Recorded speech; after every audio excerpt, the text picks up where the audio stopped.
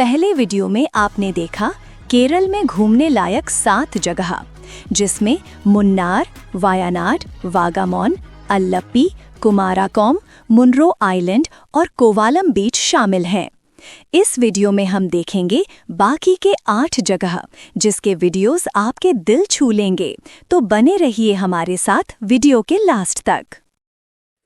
समुद्र तटों में एक और अनोखी जगह है वर्कला। इसकी खासियत है अरब सागर के किनारे खड़ी लाल चट्टानें, मतलब क्लिफ्स, जिनके ऊपर से समुद्र का नजारा अद्भुत होता है। चट्टानों वाला बीच ये अलग है। हाँ बिल्कुल। इन चट्टानों पर कैफे, दुकानें और गेस्ट हाउस बने हैं। वर्कला का एक आध्यात्मिक पहलू भी है। यहाँ 2000 साल पुराना माना जाने वाला जनार्दन स्वामी मंदिर और शिवगिरी मठ है। अच्छा, मंदिर भी है। वर्कला के लिए क्या जानकारी है? वर्कला जाने का सबसे अच्छा समय अक्टूबर से मार्च है। यहाँ लोग अक्सर 2 से 5 दिन रुकते हैं। नजदीकी एयरपोर्ट तिरुवनंतपुरम है, करीब 40 किलोमीटर, और वर्कला का अपना रेलवे स्टेशन भी है, वर्कला शिवागिरी। बीच, क्लिफ्स, मंदिर और मठ यहाँ के मुख्य आकर्षण हैं। क्लिफ्स और बीच के पास कई तरह के होटल और रिजॉर्ट मिलते हैं। उत्तर केरल में जाएं तो बेकल एक खूबसूरत जगह है। ये कासरगोड जिले में है और अपने विशाल चाबी के आकार के बेकल किले के लिए जाना जाता है। बेकल फोर्ट शायद देखा है फिल्मों में। जी, कुछ फिल्मों में दिखाया गया है। ये किला सीधे समुद्र तट पर बना है और शानदार नज़ारे पेश करता है। यहाँ का समुद्र तट भी साफ और शांत है और पास में वलियापरम्बा बैकवाटर्स का अनुभव भी लिया जा सकता है। यहाँ कैसे पहुँचे? बेकल घूमने का सही समय अक्टूबर से मार्च है। 2-3 दिन काफ़ी हैं। नज़दीकी एयरपोर्ट मैंगलोर है, करीब 67 किलोमीटर, और रेलवे स्टेशन कासरगोड या कन्हंगर है, लगभग 12 किलोमीटर दूर। बेकल किला, बीच और बैकवाटर यहाँ देखने लायक हैं। यहाँ कुछ शानदार लग्जरी रिसॉर्ट्स भी हैं, जैसे ललित, ताज वगैरह। और एक जगह है पूवर, जो तिरुवनंतपुरम के दक्षिण में है।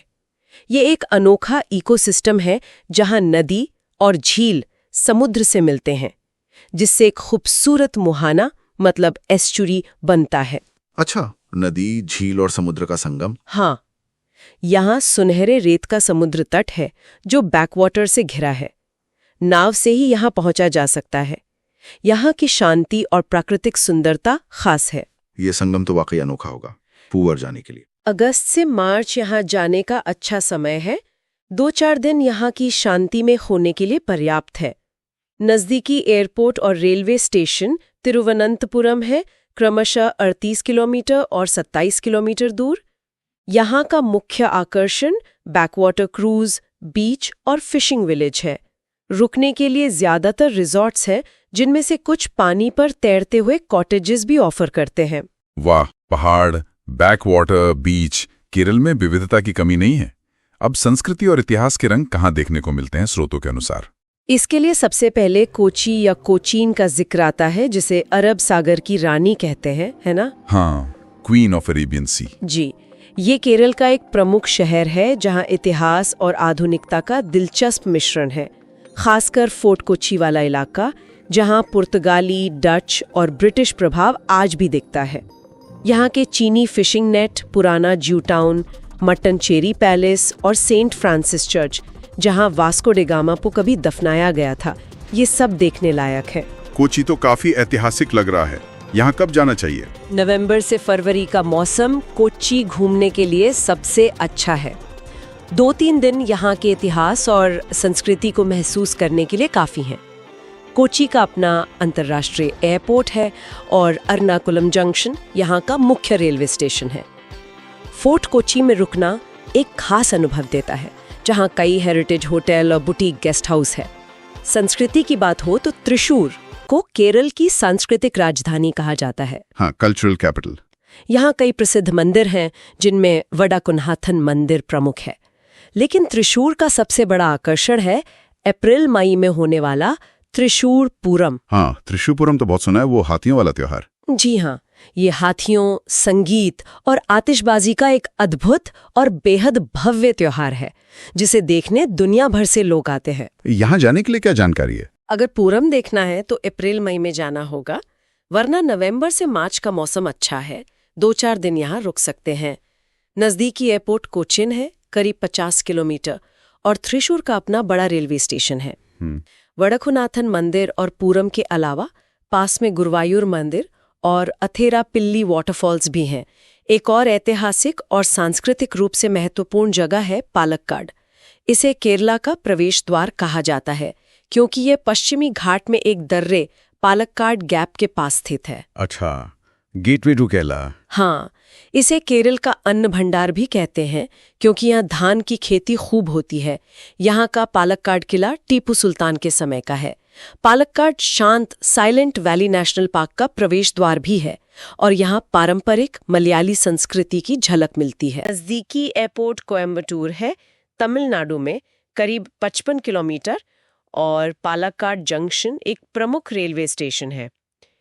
किला, साइलेंट वैली, हालांकि वहां जाने के लिए अनुमति लेनी पड़ती है, मलमपुजा डैम और पास की नील्याम्पति हिल्स यहाँ के आकर्षण हैं।